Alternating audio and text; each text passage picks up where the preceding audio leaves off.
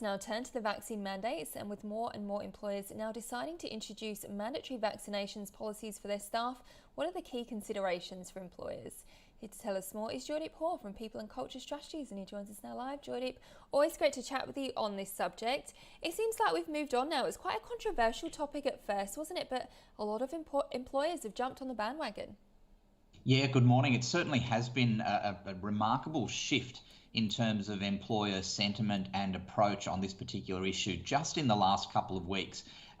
You're absolutely right that if you go back 6 months ago, when this subject of should employers be mandating vaccinations for their staff, there was a lot of caution, a lot of trepidation, a lot of nervousness on the part of employers, and indeed a lot of advisors were discouraging employers from being too bolshy when it came to that. But I think what we've seen, and I think entirely appropriately, is that employers are seeing and listening to what the political leaders of the country are saying. And when you've got some of those political leaders making it abundantly clear that those individuals who are not vaccinated are going to be precluded or excluded from enjoying and benefiting from the things that those people who are vaccinated, then it's sending a very strong message that this isn't just something that is a nice to have. At a societal level, vaccinations are seen as being absolutely critical. And so employers are realising, I think, we have a part to play in that. And that's been the real shift. And it started with a handful of employers, but now certainly what we're seeing every day is that more and more employers are approaching us and saying, help us to develop the policy, help us to put all of this in place. And the reality is that the controversy around it has been minimised. Yeah, and is that the developing story then going forward, Joydeep, the implementation of that policy and the papers involved? Yeah, I think so. I think employers should still understand that the issue is not as cut and dry as some other issues that they might be dealing with when it comes to introducing a policy. But that's more about socialisation of it and communication and consultation around why it is that the employer is doing it. I still am encouraging all employers not to be too tick a box and perfunctory in relation to it.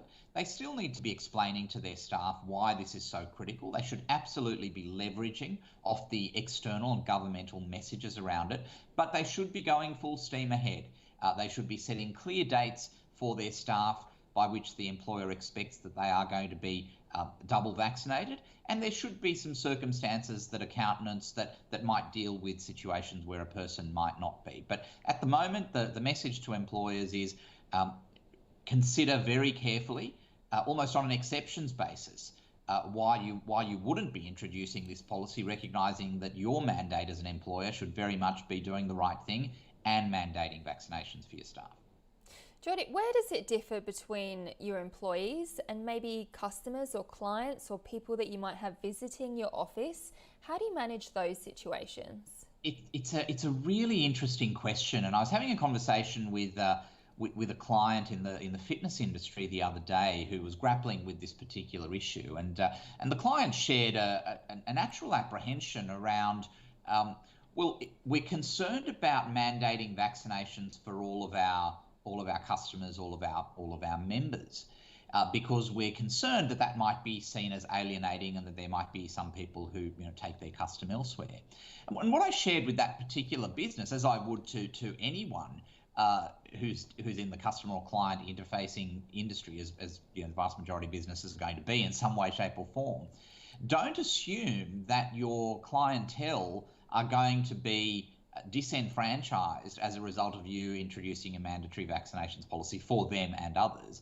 In fact, look at it from the other perspective and assume that your clients and customers are actually going to be expecting that your organisation mandates vaccinations, not just for staff, but for clients and customers as well. I mean, and this is the logical and natural extrapolation of the government saying that things are only going to open up and certain things are only going to be available for people who are double vaccinated.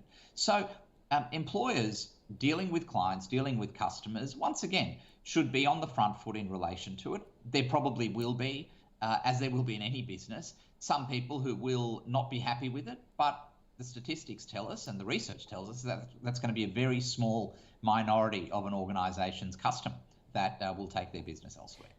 I guess it might be a bit more difficult though for essential services like supermarkets, I guess, and banks where, everyone needs to buy food. And so there are going to be a percentage of customers that will always need to go in there unvaccinated.